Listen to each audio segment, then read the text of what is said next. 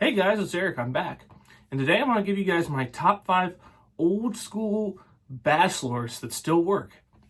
Now, don't get me wrong, I love keeping up with new bait technology, seeing what works, but there are times where in certain situations where certain things still work. So, I'm going to start off my list with an honorable mention here. The honorable mention for me here is the old hula popper. Now, don't get me wrong, this is by no means my favorite popper to throw, but I have thrown this and caught fish. More largemouth. I have caught some smallmouth on this too. I think there are better poppers out there. But if you have this, it will still work. So honorable mention hula popper. Number 5 on my list. That's right, single-tailed grub. We're gonna have single-tailed grub here. I'm not gonna rank this as high as a Yamamoto hula grub or something like that. But swimming this, just real slow retrieve or even working the bottom, will get you bites. And for what it's worth, it actually will catch you some walleye too. So number 5 on my list, single-tailed grub.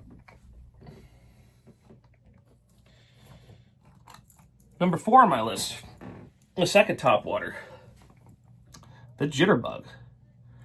That's right, the jitterbug.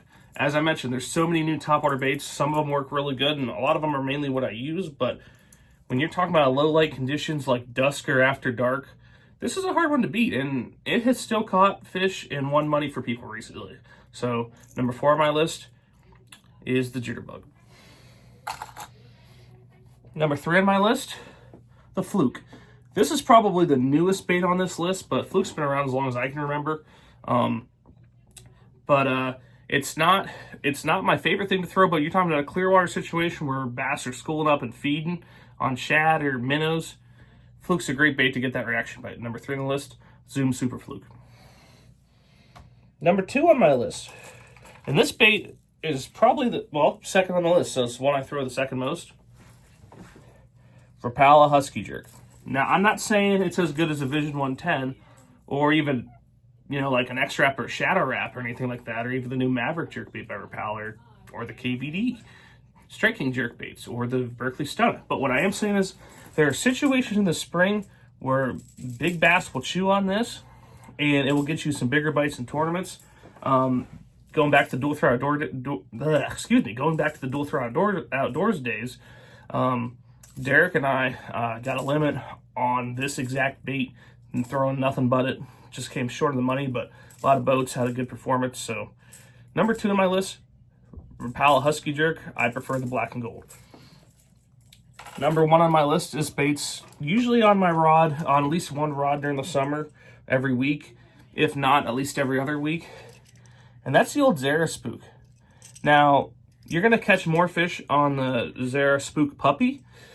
And actually, the Zara Spook Puppy caught my first ever 3-pound topwater fish, bass or smallmouth or largemouth, back in 2011. But the Zara Spook, for me fishing in my bass league or during a 5-fish tournament, you won't catch a lot of fish this, but if you catch something, this will probably be a high 2-pounder, 3-pounder, or a 4-pounder, smallmouth wise. Largemouth could be a 5 or 6. I'm in North Central PA, so that's about as good as it gets. But Zara Spook with that good walk and a side-to-side action. If you got an aggressive fish, an overcast morning or evening, it's a great time to throw it. So number 1 on my list is the Zara Spook, and those are my top 5 old school baits that still catch bass. Did I forget any? Drop a comment if you think I did. Let me know. If you agree with that, drop a comment. And thanks for watching.